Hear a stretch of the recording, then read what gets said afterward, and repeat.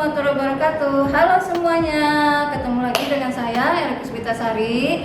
Pada kesempatan ini saya akan memberikan materi tentang sistem ekonomi yang terdapat di pelajaran ekonomi semester 1.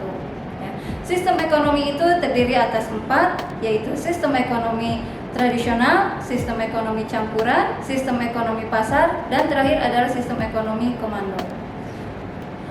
Sebelum kita masuk mengenai pembahasan ekonomi tradisional, kita akan membahas mengenai apa sih sistem ekonomi itu. Semua pasti akan bertanya, kenapa sih harus ada sistem ekonomi di setiap negara? Kenapa sistem ekonomi setiap negara itu harus berbeda?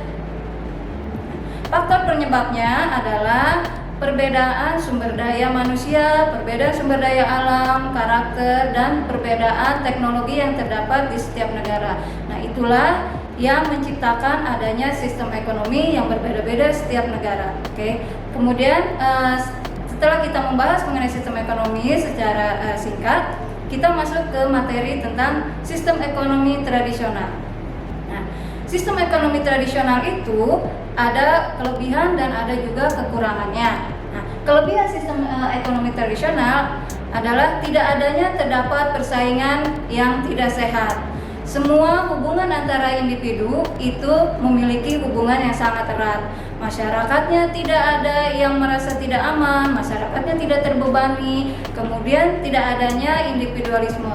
Nah, kekurangannya, sistem ekonomi tradisional itu memiliki kekurangan, yaitu tidak adanya teknologi yang bisa digunakan. Semua menggunakan fasilitas secara sederhana, dan masyarakatnya itu tidak berkembang karena mereka tidak tahu teknologi yang harus digunakan apa sih. Pada sistem tradisional itu semuanya menggunakan tradisional dalam mengolah makanan, membuat makanan sampai dia bercocok tanam.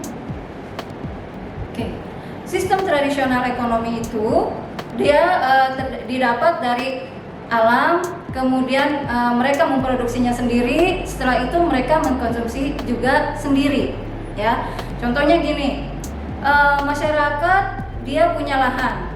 Nah, setelah punya lahan, dia menanam padi. Nah, padi itu mereka panen dan mereka produksi sendiri. Kemudian mereka gunakan untuk mereka sendiri, ya, karena orang-orangnya atau masyarakatnya masih berbaur dan tidak tahu harus dibawa kemana ini padi setelah dipanen. Oke, yang kedua adalah sistem ekonomi pasar. Nah, kalau sistem ekonomi pasar di sini dia juga sama, memiliki kelebihan dan juga kekurangan.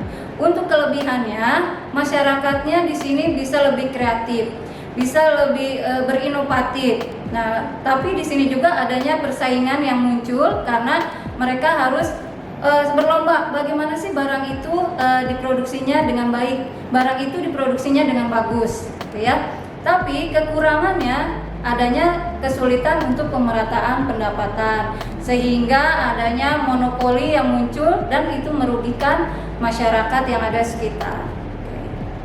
Nah, kalau sistem ekonomi pasar, sumber daya alam, kemudian proses produksi dan mekanisme pasar. Jadi sumber daya alam yang ada itu dikelola oleh masyarakat sekitar. Setelah itu hasilnya diberikan ke pasar untuk diproses.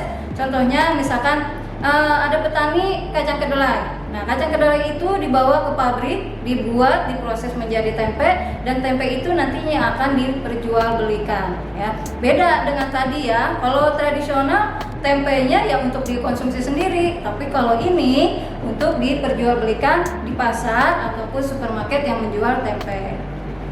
Oke, demikianlah pembahasan mengenai sistem ekonomi tradisional dan sistem ekonomi pasar. Semoga apa yang saya sampaikan bisa bermanfaat buat kalian semua. Terima kasih. Wassalamualaikum warahmatullahi wabarakatuh.